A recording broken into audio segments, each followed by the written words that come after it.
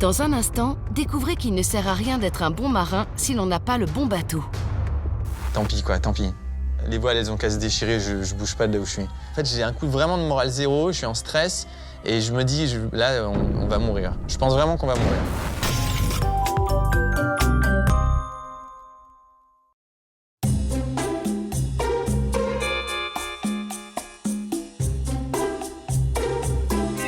Quand on aime prendre la mer, il est tentant de se lancer des défis, de chercher à repousser ses limites en partant pour des traversées ambitieuses.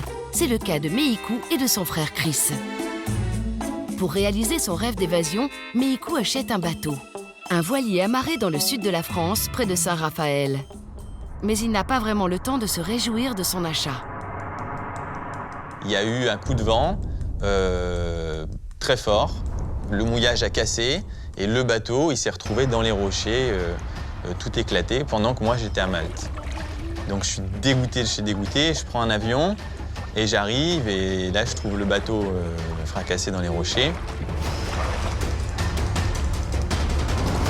Le mât il est sur la plage.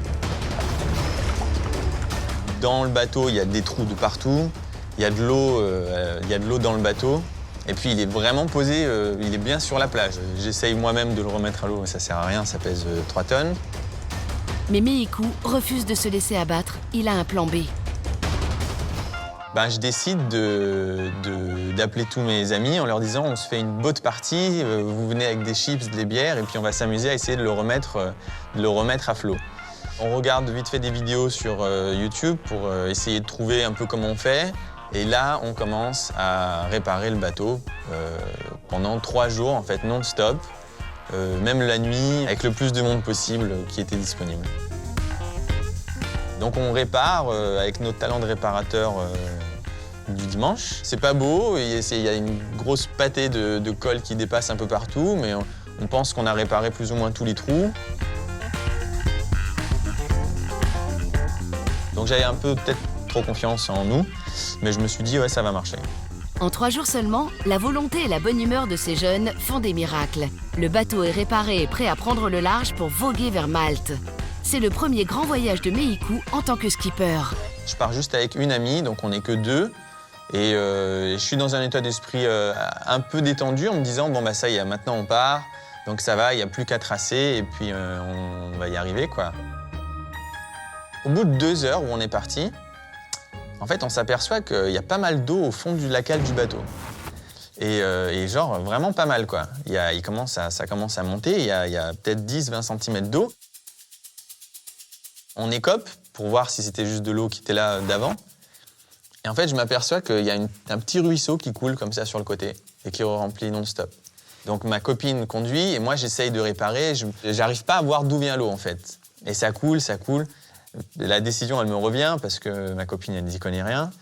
Moi, j'ai l'art d'être très rassurant, de faire semblant, mais non, c'est pas grave, tout va très bien. Mais en fait, moi-même, intérieurement, je me dis, wow, c'est mauvais, ça quand même, c'est vraiment mauvais. Conscient du danger que peut représenter cette fuite, Meiku et son ami doivent s'organiser au mieux. On n'a pas de pilote automatique sur le bateau, donc il faut toujours qu'il y en ait un qui conduise, qui tienne la barre. Celui qui ne conduit pas, toutes les demi-heures, il a pour mission d'enlever 4 ou 5 seaux d'eau du fond du bateau.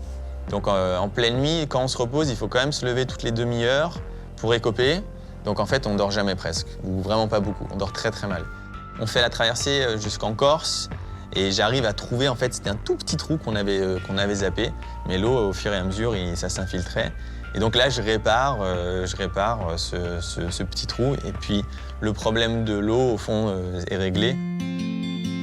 Rassurés, les 2 amis repartent direction Malte. Ils vont enfin pouvoir profiter de la traversée, mais en pleine nuit... Moi, je dors dehors, et là, c'est mon ami qui conduit. Et d'un coup, j'entends un gros clac hyper fort. Et je me relève.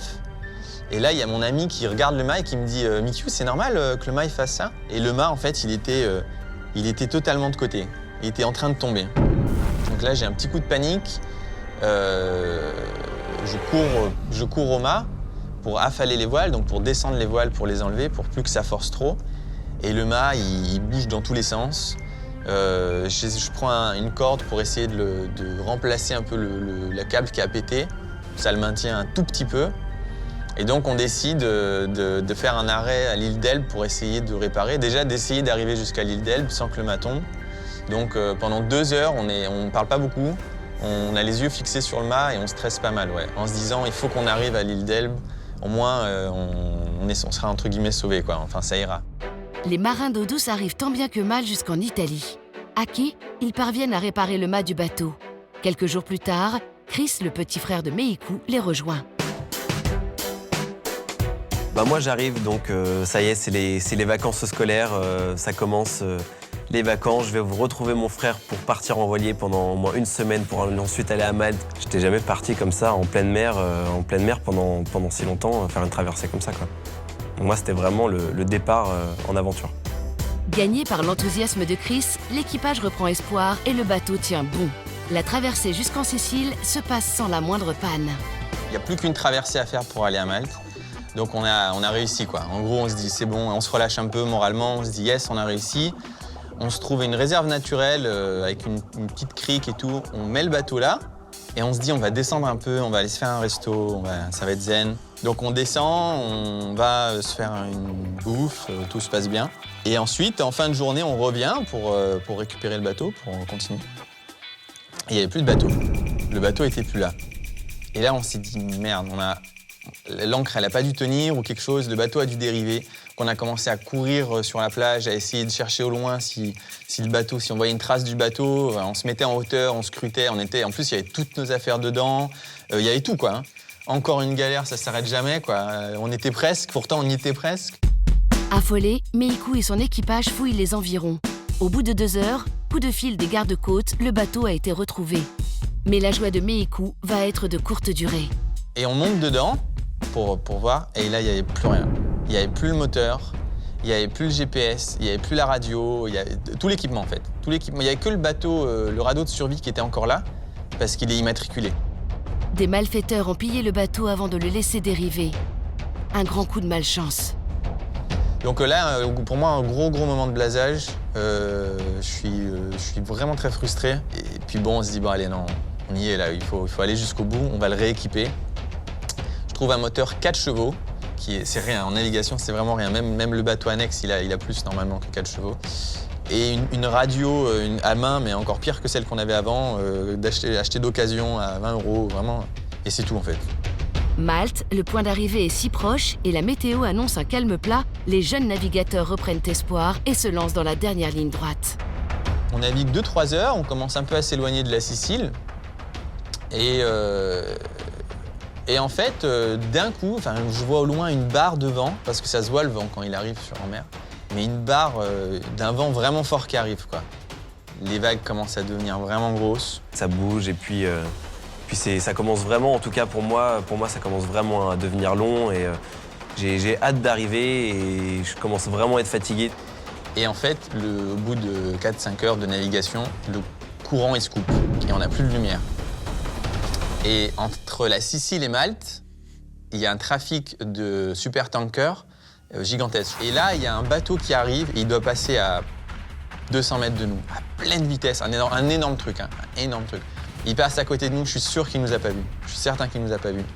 Et là, je me rends vraiment compte que les gros bateaux, c'est un danger. Donc là, j'ai un gros stress qui arrive en me disant les bateaux vont nous percuter, on n'a pas de lumière, on est invisible. Et il y a de plus en plus de vent, tellement de vent qu'en fait, la grande voile, elle commence à se déchirer. Le bateau, il est vraiment sur le côté, et on voit rien, il fait noir. Je suis donc à l'arrière du bateau, je suis en boule, parce que j'essaye de tenir mon estomac le plus serré possible pour pas vomir, je suis en boule. Et je me dis, tant pis, tant pis. Les voiles, elles ont qu'à se déchirer, je bouge pas de là où je suis. En fait, j'ai un coup vraiment de morale zéro, je suis en stress, et je me dis, là, on va mourir. Je pense vraiment qu'on va mourir. La tempête fait rage, elle va durer 15 heures, mais le capitaine veut sauver les apparences. Donc, je dois jouer un peu le double rôle, c'est-à-dire que je dois faire genre, les gars, c'est totalement normal, c'est ça la mer, quoi. Et en même temps, intérieurement, je suis en train de me dire je vais mourir et je suis jeune, c'est vraiment dommage. Et ils vont mourir aussi, quoi. Je me suis vraiment aperçu de rien pendant le voyage et j'ai pas conscience qu'on a échappé un petit peu à la mort. À la mort, mon frère, il me cache vraiment tout le temps.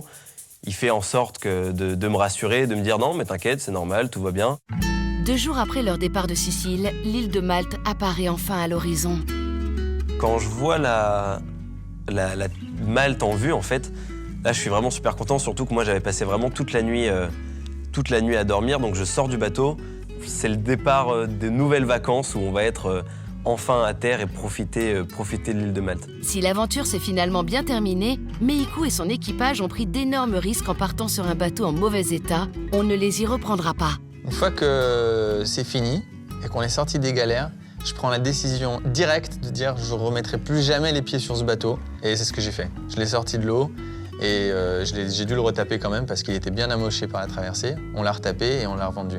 Il y a un dicton de marin qui dit on est content 2 fois quand on a un voilier, c'est quand on l'achète et quand on le revend.